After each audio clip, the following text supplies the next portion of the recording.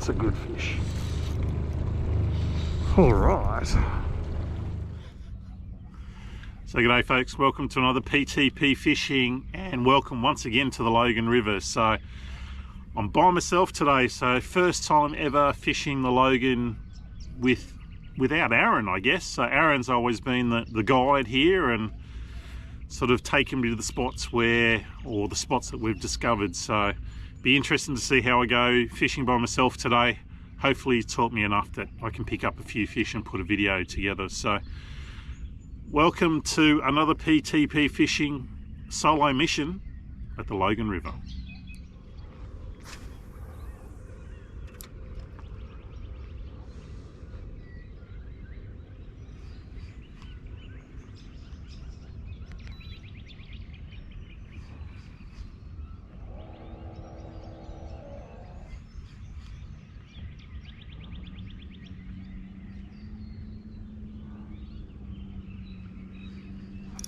Yep, there we go. I don't think it's a monster fish, but I think that's about second cast of the morning.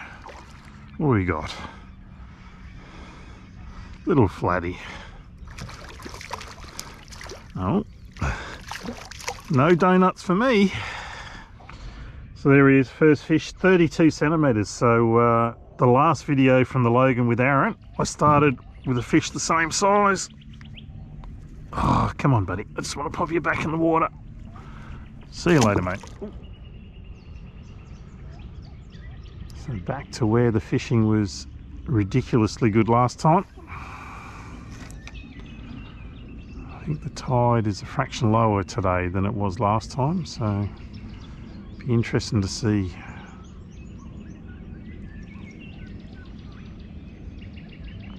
whether the fish are here or not. One thing for certain, I can't imagine that you'd have another session like the last one. That was just plain ridiculous that day. It's been a long time since I had such a good session of flathead fishing.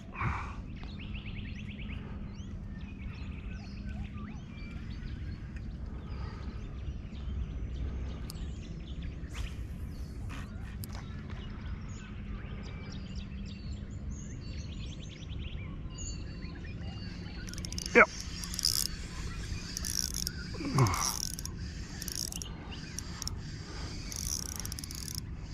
Doesn't feel like a flathead. So this is what I was expecting to get out of this drain last time round. Hence why I was throwing the little plastic. There's a brim who's managed to hook himself in the tummy.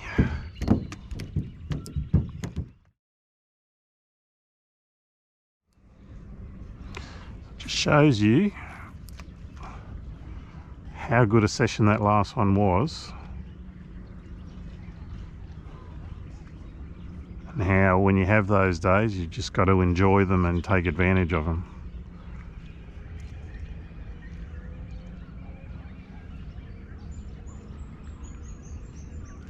Because I can tell you one thing for certain is our friends the flathead are not here today.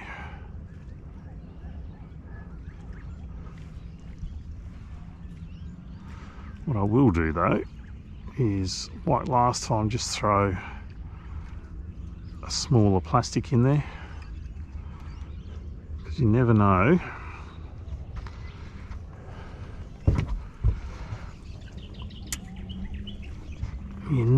what might need a smaller plastic. And I guess the one thing about being myself is being by myself today, is I may well have 1 or 10 fishing rods with me, so throw something a bit lighter in there and give it the old brim wobble back, and that's a terrible cast. Let's get it up in there, that's better.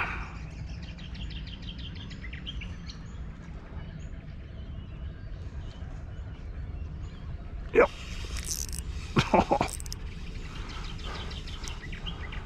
Again, doesn't feel like a very big fish, but just shows you it pays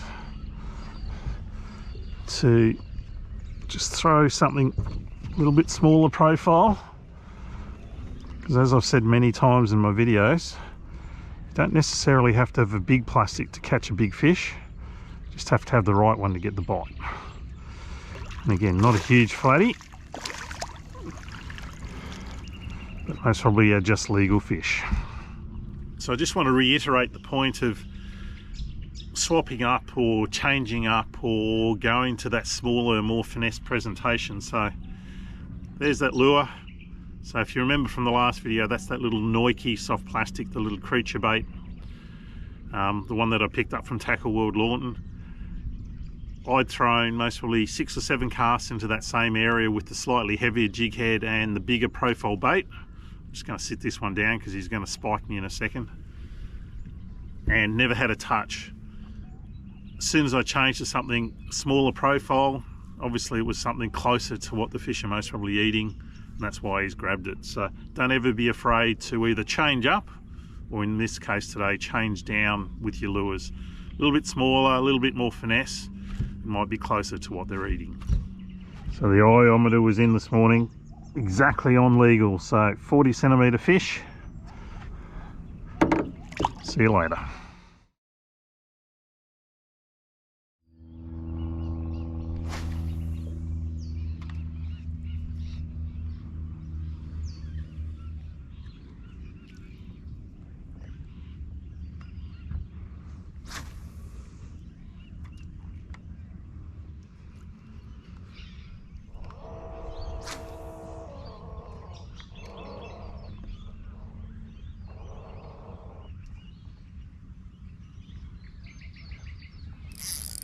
Yeah.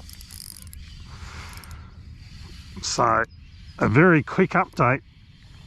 It has been a significant amount of time since I last had a bite. And, you know, maybe, I've caught myself a very, very nice flathead here on a hard body. So maybe I do need Aaron when I come to the Logan. We haven't really fished it that much differently to how he and I have done it, but for whatever reason, he must be my good luck charm. Anyway, this is a good fish, and the reason I'm throwing a hard body is basically I can cover ground a little bit faster, and it just lets me, well, hopefully find the fish, and then once I've found the fish, I can focus on that area and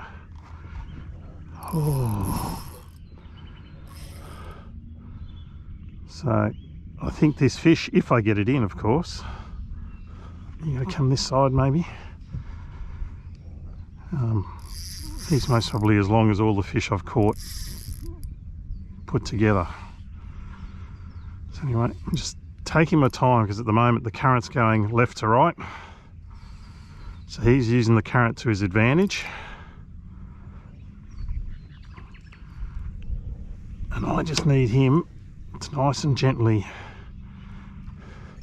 come over to my net. Oh, he's well and truly hooked. Oh, and he's in my net. Oh, get in here. And that is a cracking flathead.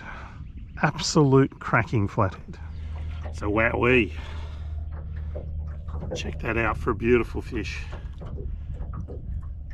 Is that lovely? So that's a Xeric Bulldog crank. You won't see that colour out in the shops just yet. It's a bit of a prototype colour that Dan Stead's made up. He said to me, so give that one a try in dirty water. So the water's pretty dirty today. So the exploring with the little hard body has finally paid off.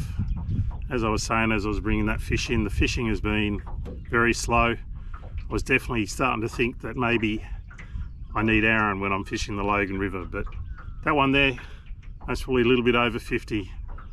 Lovely fish. We'll get that lure out of him and let him go. So a little bit bigger than I thought. 60 centimetres that fish, so very, very nice. As you can see, there's a tag in him already. Turn this camera off, turn the camera on my head on.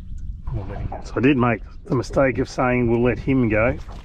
Fish this size is very, very likely to be a female fish. And what I think you can actually tell when you're on the water, because they tend to be a little bit broader across the shoulders, but there she is.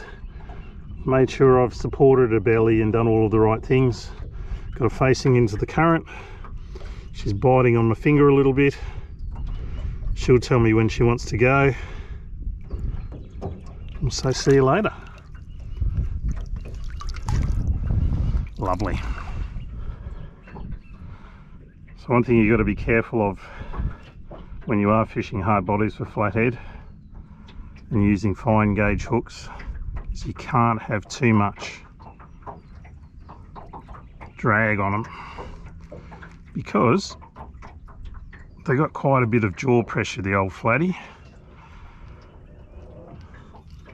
and they'll straighten your hooks. So even though I didn't have a huge amount of drag on that fish, he still managed to straighten a hook. So what I'm going to do is sort that out, loosen the drag off a touch, and hopefully I go and catch another one. So somebody did ask me after one of the videos as to why I use, I guess, what is a reasonably deep diver to do this sort of fishing. And as you can see, that lure is bouncing along the bottom, and that's exactly what you want. You want the lure to be sort of skittering along the bottom, you know, creating little puffs of mud. All of those things, it's just extra things that'll attract the flathead or the brim or whatever you're targeting to your lure. So that's why I use something that dives just a fraction deeper. I want it to be bouncing along the bottom. I really want it to be creating a commotion, because that's what's going to attract the fish to my lure.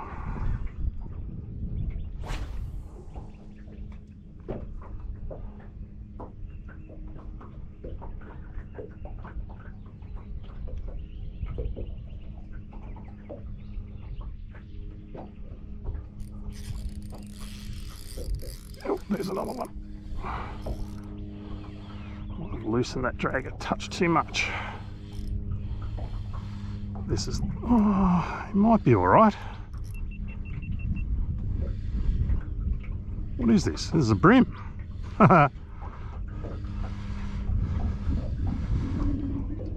So I think certainly this style of lure has mostly been, you know, this shape and this type of thing, that brim anglers have mostly made these lures very, very popular. I tend to use them for flatties. These and the Azeric Tango shad, you know, the Rapala Fat Jack, a few of those other guys. They're all fantastic lures made by very good companies, and they all catch fish. So you know, it pays to sort of see what's out there. There's some value for money out there. You know, you don't have to spend an absolute fortune on these lures, but the crazy part is when you go out there and catch them, it makes that $20 lure well and truly worthwhile. It's a lovely brim. So there's that brim. So that's the shape of lure that I'm talking about. Hopefully you can see that. So again, that's a Azeric Bulldog crank, but there's plenty of others out there.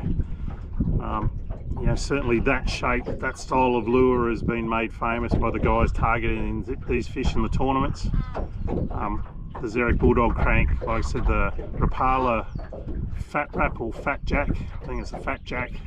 All of those style of lures they were designed to, I guess, target these fish, or brim anglers have really taken to them. This guy certainly took a liking to this guy here. We'll get that out, tagging him, let him go. So anytime you get a 30 forker, you know you've got a half decent brim. A few little sores on him, this guy, so let him go. Ooh, there he goes. So this was very much a case of, I thought I was filming and I wasn't.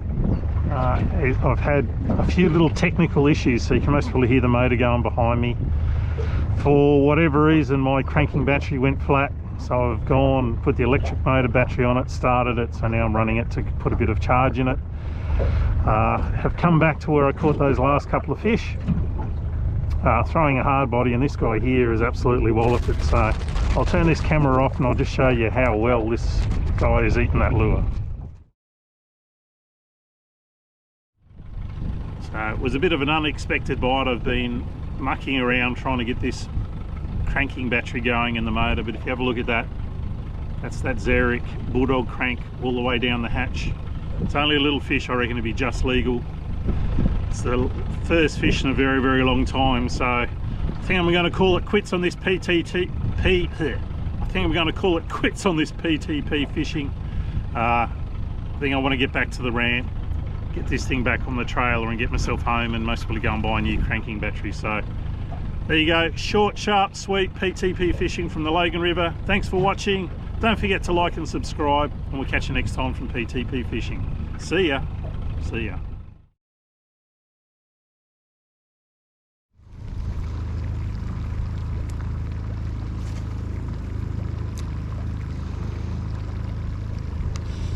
Yep, there we go, there's a little flatty. Well, maybe not so little. He hit that as soon as it landed. Oh, there you go. Not as little as I thought. Come here. Oh no. So I had to have a little bit of a flick on the way home. As you can see, the motor's still going. That's another one of those Nike soft plastics. I'll put a little bit of a description here somewhere. But that guy there, I think I got the start of the fight and then the battery. Let's try that again. So I think I got the start of the fight on that thing and then the battery ran out. So there you go, quick flick in a drain on the way home. Got myself another fish. Like I said, these little Nike plastics, they're a little bit more finesse than some of the other ones that I use. Works perfectly with that little jig head that you can see there. Okay, let's see if we can get another one out of there. That guy hit as soon as the plastic hit the water, basically.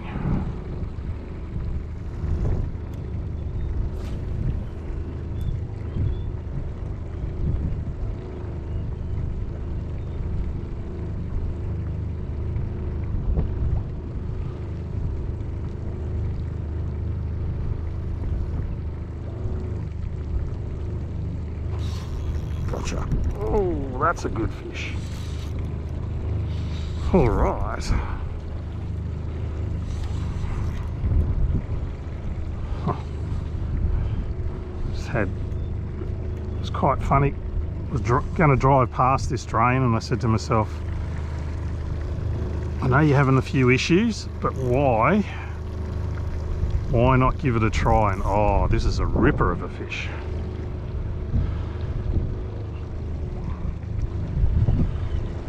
So again, it's all about trying to find little new areas, and the one thing we have done every time we've come here is we've managed to find plenty of fish in areas where the tide's running out, but a run-in tide has been difficult. So these drains, they seem to be congregating around these drains, so oh no, don't do that, buddy, don't do that. So this guy's absolutely swallowed that lure too, so hopefully, a bit like last time, what I've done is I've got a 10-pound leader on the lighter outfit. I just got to take it easy on him, let the rod do what it's designed to do, and hopefully this guy swims into my net, which he's done. Oh, and out of the net. Wowee, what a good fish. So this little having a quick flick on the way back home has truly paid dividends. How is that for a beautiful flathead? I can't help but put a smile on my face. There's that little lure again. So as I was trying to say when I actually hooked this and brought it in, is we've found plenty of areas where when the tide's going out we've found fish, not too many where the tide's coming in. And a lot of the areas we had found haven't been producing, but as you can see, the drain behind me has produced, you know, sort of a mid-40s fish, and I'd say that one's very close to that first fish, or the bigger fish I got earlier today on the hard body. He'd be close to 60, or she'd be close to 60. Anyway, we'll give her a quick measure and I'll show it to you again. So one more quick look at that fish, 62 centimeters, so that's the biggest fish for the day. I think I'm going to keep this one for the table. So don't normally keep them this big, but this one will feed the whole family, so it's kind of nice. She's been out of the water for a little while too, so if I'm going to keep a feed, I may as well keep a nice fish. Nice way to finish the day. So I just want to give you a quick closer look at this plastic. So again, that's that Nike. Starts with M. I should know the name of it. I most probably wouldn't be able to pronounce it anyway. It's a little bit worse for where that last fish is. Chops her up a little bit, so I'll put a new one on, but they're the perfect profile for these little small PML jig heads. So that's a 6th with a size 1 hook. So it's the perfect profile to just make that look like a little bait fish, and obviously that's what that flathead thought it was. So again, I'll put a little description around me.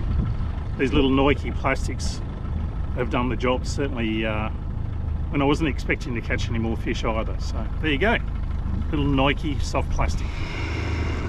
Tell you what, this is just fired up all of a sudden.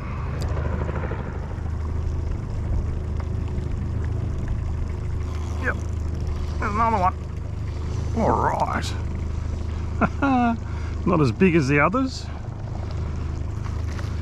Hey Mr. Aaron, I know you watch these videos. I may have found us a little incoming tide spot. In you come, little fella.